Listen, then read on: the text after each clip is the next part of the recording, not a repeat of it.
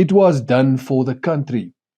Aan die woord hier is Gayton McKenzie, 'n veroordeelde gewapende rower, as jy nie geweet het nie, en ook iemand wat daarom soveel berou daaroor getoon het, dat hy nou minister van sport, kuns en kultuur is.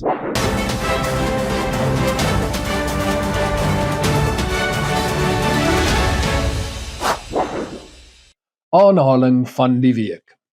I am willing to improve.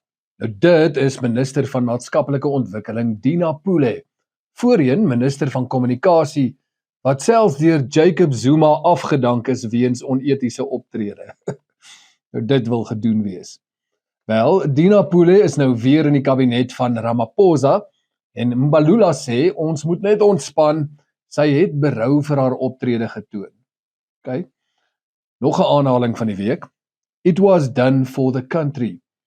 Aan die woord hier is Gayton McKenzie, 'n veroordeelde gewapende rower, as jy nie geweet het nie, en ook iemand wat daarom soveel berou daaroor getoon het, dat hy nou minister van sport, kuns en kultuur is.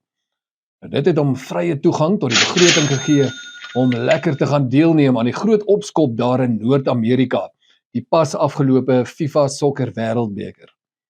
So, for my country, sê hy toe, en dis met verwysing na sy departement se gevuif oor see, wat die belastingbetaler glo 31 miljoen rand gekos het. Hulle moet die land bemark, sê hy, en hoe anders gaan hulle dit dan nou regkry? En ons moet net weet, hy is nog veel meer ambisieus as net dit. Now then, I'm the wrong minister, I'm sorry if you are not ambitious, because I am ambitious. I'm a writer and I'm a best-selling author today. All my books has reached best-selling status.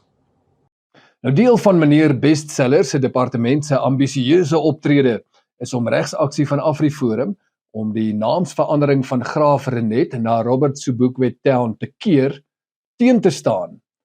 Sulke sinvolle beleggings van die belastingbetaler se geld.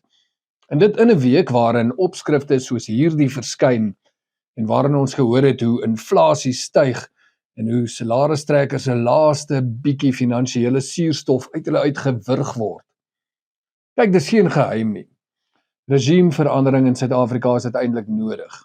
En daarom is daar tans hoop op 'n spoedige einde vir die hoofskurk in hierdie misdaadroman van ons, die ANC.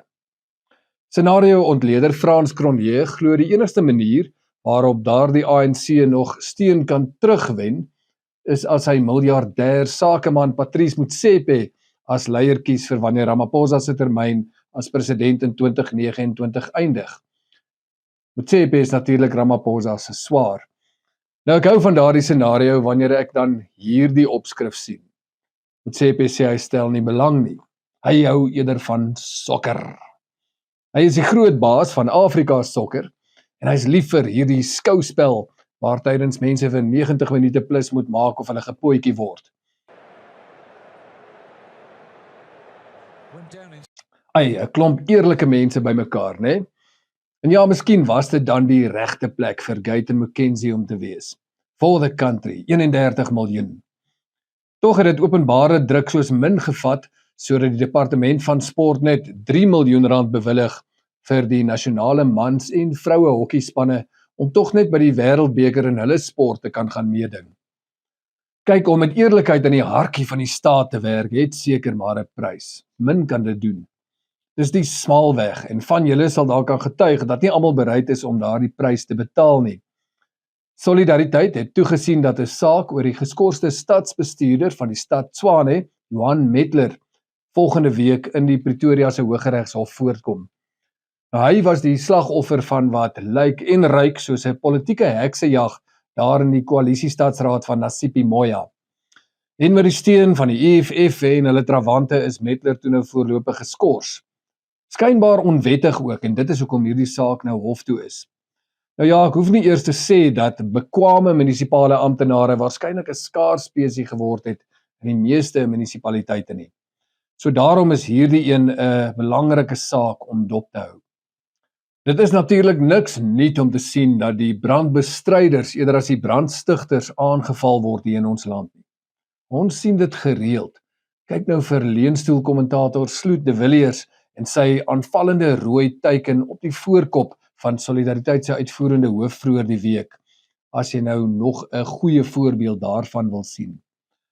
Maar al is daar altyd die wat sukses so kan verafskiet en vooruitgang wegwens, is dit tog goed om te weet daar is ander wat daarin glo om te volhard, wat deur dik en dun vorentoe gaan beur en wat bou, terwyl hulle sonder uitsondering ons mooi toekomsbelofte in die oog kan hou.